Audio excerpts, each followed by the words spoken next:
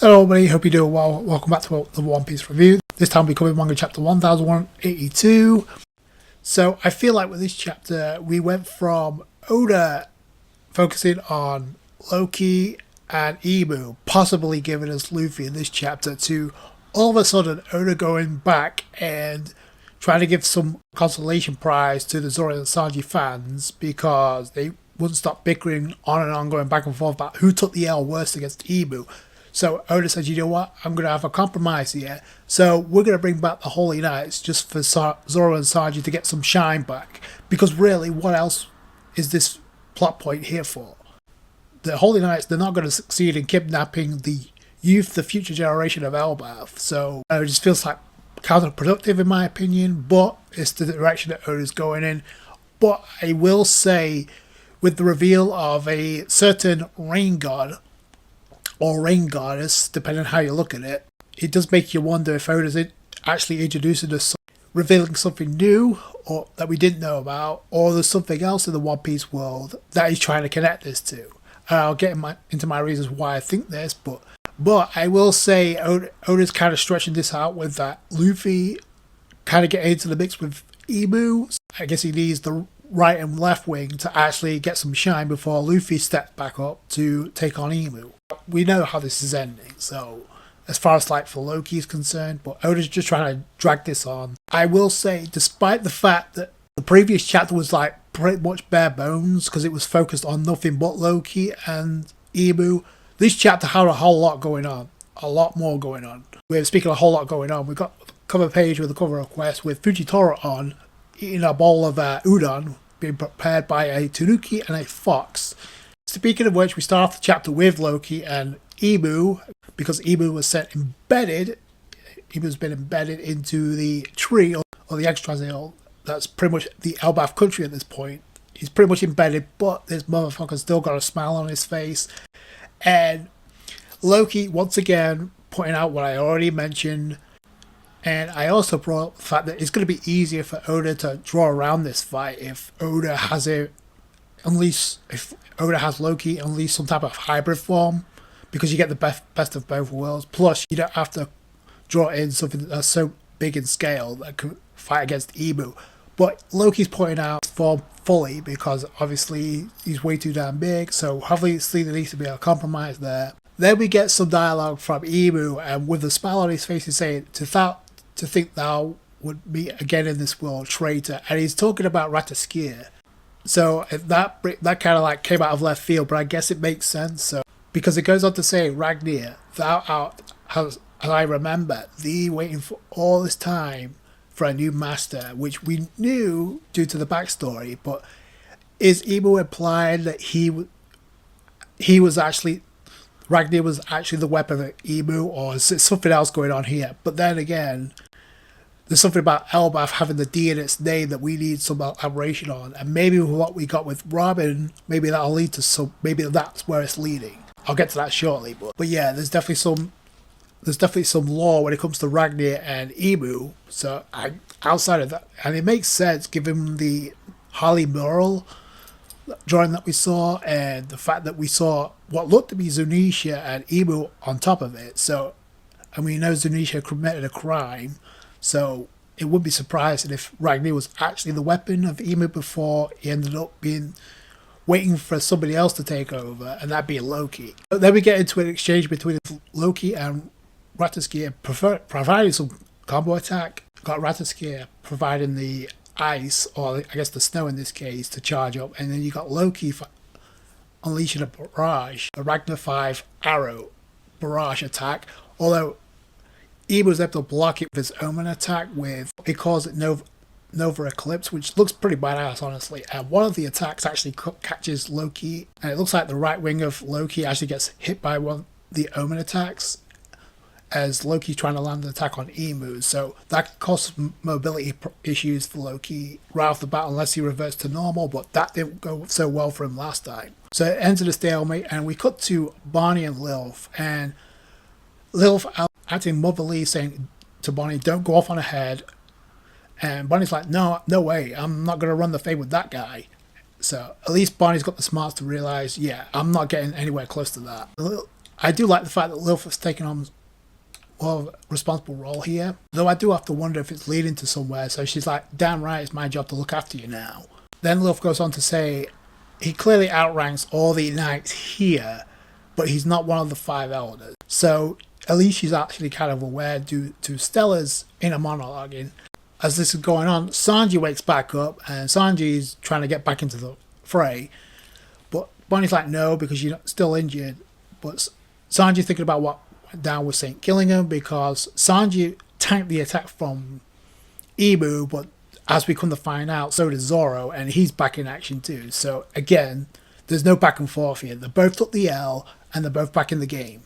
St. Gillingham lets Sanji know through this that, he's coming back he's going to like finish the job he started by capturing the kids of Elbaph. So here we go again with this plot point. So again, this just gives Zoro and Sanji something to do before Luffy inevitably comes into the picture for the final fight with Emu.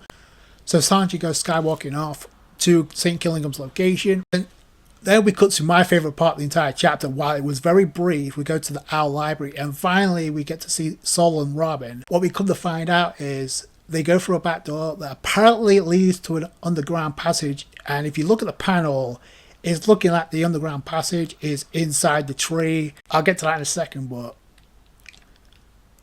they walk into a room where they're greeted by Biblu, who apparently recovered the books from O'Hara. Wow, how convenient. And brought them into this room for Robin and Sol to find. Robin's all appreciative, but Sol's like, wow, that's kind of sus from you. You're kind of more of a mystery than I reckon. And Biblu has this sus looking expression on his face, so I don't know what that's about. But what I will say is, now with the books of O'Hara being in their possession again, with Oda going out of his way to have Biblu recovered them, there has to have a purpose for that. Otherwise, Oda's not going to waste his time. After all the talk he said about amping up the pacing, this has to lead into the finale. And maybe what we also find out, because they're in an underground passageway inside the tree, despite the fact that I called this, like, from the beginning, gee, I wonder what else could be in this underground passageway as connected to the ancient past. So we'll find out. I'm not going to mention it right now. When it happens, I'll let you know. Then we go to the Western Village, the Sea Cloud port, where we got the rainbow entrance. And apparently St. Summers has managed to scoop up a giant ship from out of nowhere. Going to use that to transport the kids.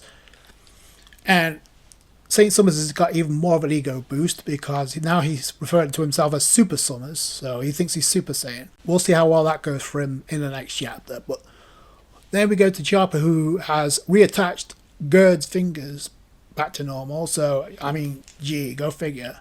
So the Doctor is patching up the Doctor by reattaching her fingers, but she can't do anything because of this. We do kind of get a wholesome moment between Gerd and Rodo, because for the most part, Gerd's been kind of hostile to Rodo from the beginning. Look at the first episode, the previous episode. She thinks he's worse than Loki. Until now, she actually gives him props for actually trying to help out his brother.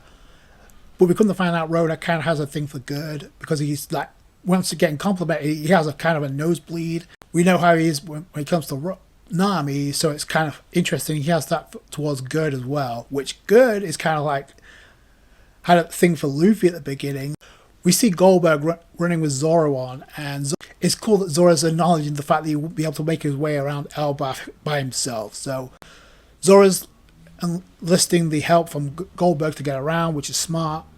But then he's thinking about, he's kind of confused about Ibu's like techniques that he had to withstand. Like, but I'm like, I wouldn't bother about brainstorming that, because you're not ready for that smoke yet. So Zoro, concentrate on the Holy Knights. But then we go to the Western Village port again, back to the Rainbow and the ship. And this is where we get the hype of the Rain God, or the Rain Goddess, depending on how you look at it. We get St. Gillingham says, oops, sorry, telling Summers that I unleashed something I probably shouldn't have. I got too carried away. And St. Summers is all of a sudden like, damn you at least tell me you can control that thing.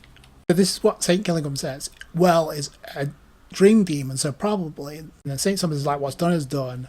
we're running out of time. Where's Gunko? Which is my question exactly. Like, where the hell is Gunko right now? Because she was freed by Ibu. We haven't seen her since. Oda's kind of low-key hiding that point. So I'm guessing that's going to come into effect whenever we see Brook or possibly Luffy again. Because like we're going to use this to like to cause collateral damage to Elbaph to get what we want. And all of a sudden you see a bunch of rain, a lot of rain, pouring down on Elbaph to the point where houses are flooding. Like this is not a joke. And all of a sudden we see water capture a group of kids, all including Colin. So obviously Ripley can't do anything about it due to her injuries. At first I was thinking maybe this is a chance for Scopper to come back into the fray, but I don't think so either. So since Oda's gone out of his way to hype him up throughout this arc. So then we get the law drop from Killingham. Those of us are born above the clouds. The idea of water falling from the heavens or from the sky is terrifying. We've always heard stories about not only the D-Clan and Nika, Joy Boy, but also a monster known as the Rain God who pelts the lower realm with water from overhead. In other words, from above the clouds, hit by rain from this rain god. I don't know about you, but the first look at this rain god, it kind of looks like a goddess, number one, but it's a dream demon grabbing a bunch of these kids, and it's also flooding the giants. I mean, they're about to drown, seriously. And then we get the caption, what I find most scary, Rain God Zaza, Demon Dream. So, I mean, this thing's like size like a mountain. So not only that, but that thing has 4 arms. So that thing's going to be busted. So I wonder how long this is going to last for. But yeah, that's kind of like introducing a new god on top of like the Sun God Nika and the D-Clans. I'll get to that in a second, but St. Killingham and St. Summers are like, get this over with, bring the kids here. Then you got Zoro and Sanji, the typical pep talk. So you got Zoro saying, hey, don't screw this up, because they see one another, and Sanji's like, right back at you, and that's how the chapter ends. So, gee, I wonder how this is going to end. But with the Rain God Zaza there being introduced, like, it's going to be interesting to see if Sanji and Zoro focus on that first, or if they try and take down Summers and St. Killingham. But at the same time, they're also nerfed right now, both being attacked by Emu. So is that a way to like hype up Zoro and Sanji even more by taking down 2 of the Holy Knights, if that happens? St. Summers and St. Killingham right now are pretty much boosted up by the omen that Emu gave to both of them. Which brings me to my other point. So St. Killingham said he wasn't planning on bringing this demon to life, but he got carried away. I'm wondering if this has to do with what Emu did and giving him a massive power boost with the omen. Clearly it was a power boost now. And I'm wondering if this is influenced by Emu. What does this mean? Is Oda alluding to something? There are instances of rain gods being deities, gods being gods across many cultures. So there is more information when it comes to rain gods. Like they have the ability to control storms, or they have ability, fertility and life, and they're able to control water supplies for agriculture and survival. Now we've already seen that it controls water just with the amount of rain that it's unleashing. So the fact that the actual rain gods are able to like pretty much control the weather, there's a lot of mystery here about where did Oda all of a sudden conjure up this demon dream, Zaza, or is this connected to somebody or something that we already know in the series? So first instinct is to tie this to Dragon, because that's been speculated for years that maybe Dragon has the ability of the devil fruit to control the weather. There are instances where that could be the case. So that's the first thing that comes to mind. But if you look at how this demon appearance comes off, the face especially kind of reminds me of Gunko a little bit because of the way it's covered.